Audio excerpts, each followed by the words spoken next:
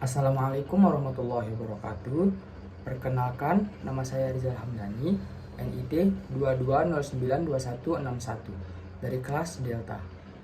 Di sini saya ingin menjelaskan materi mengenai peramalan produksi.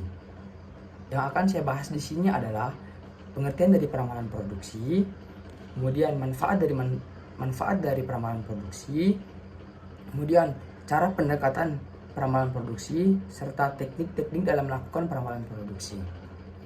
Baik, yang pertama adalah pengertian peramalan produksi. Peramalan produksi adalah suatu cara untuk mengukur dan menakar kondisi bisnis di masa yang akan mendatang. Pengukuran dapat dilakukan dengan melalui metode kuantitatif dan kualitatif. Kemudian yang kedua adalah manfaat peramalan produksi. Di antara manfaat peramalan produksi adalah yang pertama, meningkatkan efisiensi di setiap tahap rantai pasok. Kemudian yang kedua, mencegah situasi kehabisan stok dan kehilangan penjualan. Yang ketiga, mengoptimalkan jumlah penjualan. Dan yang keempat, mencapai kepuasan konsumen dengan produk yang konsisten. Yang kelima, mempertahankan arus kas yang lancar dan meningkat.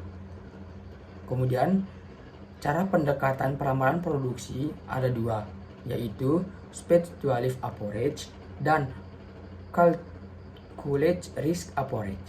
Yang pertama adalah speculative approach, yaitu perusahaan tidak menghitung risiko yang diakibatkan oleh ketidakpastian faktor-faktor internal dan eksternal yang mempengaruhi perusahaan.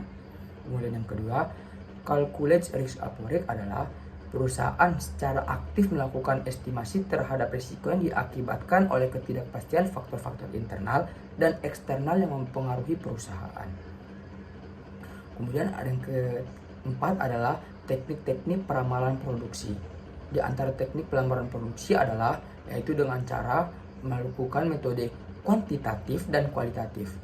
Metode kuantitatif adalah metode dengan cara mengambil data. Sedangkan metode kualitatif adalah metode dengan cara pengamatan langsung. Di antara teknik kuantitatif adalah yang pertama, the historical analogy method atau metode analogi sejarah.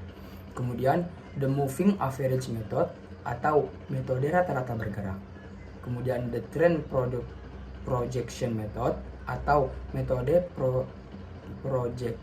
proyeksi tren. Kemudian, the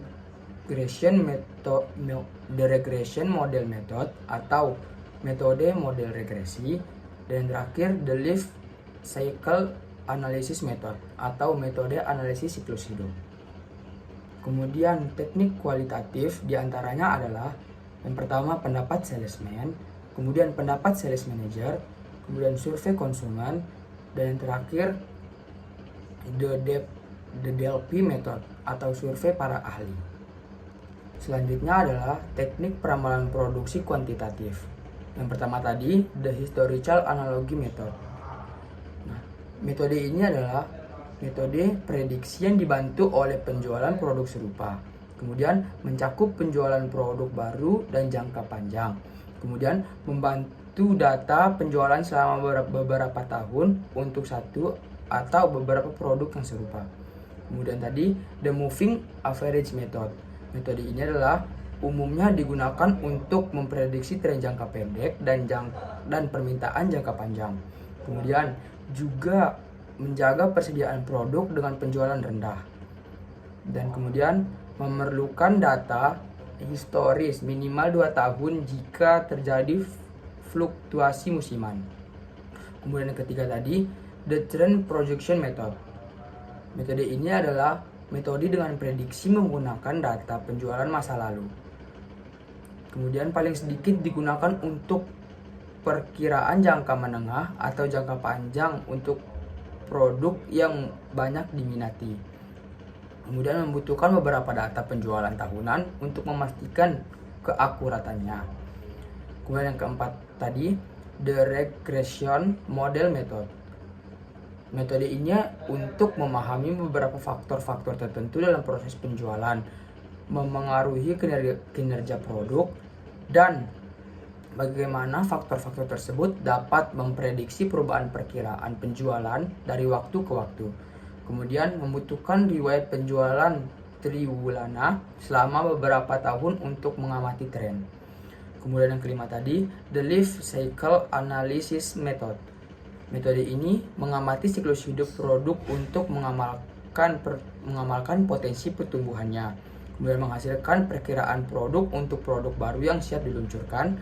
Kemudian memerlukan data penjualan tahunan produk yang sedang dipertimbangkan atau data dari produk serupa. Sekian mengenai materi tentang peramalan produk dari saya. Assalamualaikum warahmatullahi wabarakatuh.